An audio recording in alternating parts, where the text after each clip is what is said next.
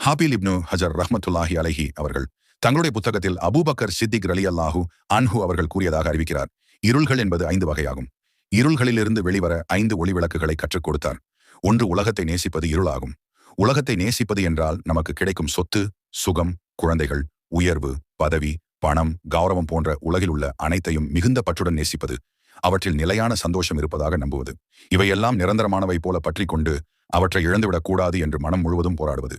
இதை சரி செய்வது தக்வா என்னும் இறைச்சம்தான் அதன் ஒளி விளக்கு. தக்வா என்றால் அல்லாஹ் எப்போதும் நம்மை பார்த்துக் கொண்டிருக்கிறான் என்ற உணர்வோடு வாழ்வது.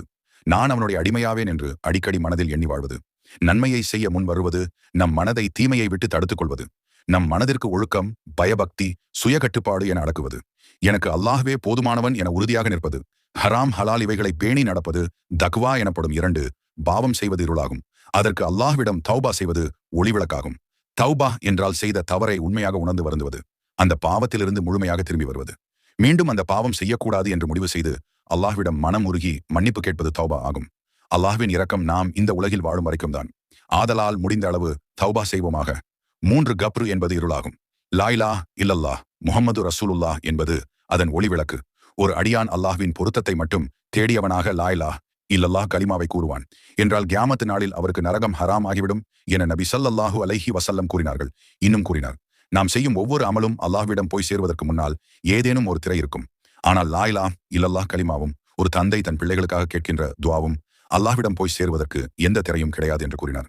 4, மறுமை நாள் என்பது இருளாகும். நல்ல செயல்கள் செய்வது அதன் ஒளி விளக்காகும். இஸ்லாத்தில் நல்ல செயல்கள் செய்வது என்றால் அல்லாஹும் விரும்பும் வழியில் நடந்து கொள்வது, மனிதர்களுக்கு நன்மையான காரியங்கள் செய்வது, உதவி மற்றும் அன்பு காட்டுவது, பொய், பொறாமை, வஞ்சகம், சந்தேகம், பிறர் மீது பழி சொல்லுவது, பிறர் மனதை வார்த்தைகளால் காயப்படுத்துவது, அவருக்கு பின்னால் அவரை பற்றி வேறு ஒருவரிடம் பேசுவது, அநியாயம், தீமை போன்றவற்றை தவிர்த்து வாழ்வது. 5, சிராத்துல் முஸ்தகீம் பாலம் என்பது இருளாகும். யகீன் என்னும் நம்பிக்கை அதன் ஒளி விளக்காகும். யகீன் என்றால் அல்லாஹ்வின் மீது சந்தேகம் இல்லாமல் முழு நம்பிக்கை வைப்பது. குர்ஆன் கூறுவது உண்மை என மனம் உறுதியாக நம்புவது. கண்களால் பார்க்காத விஷயத்தை நபி கூறியதை வைத்து மட்டும் உண்மை என உறுதியாக நம்புவது என இந்த 5 விஷயங்களிலிருந்து நபியின் உம்மத்துக்களை பாதுகாக்க அபூபக்கர் சித்திக் ரலியல்லாஹு அன்ஹு அறிவுரை கூறினார். எவ்வளவு அழகாக 1400 வருடத்திற்கு முன்பு நம் இறை தூதர் சஹாபாக்களை அழகாக வழிநடத்தியிருக்கிறார்.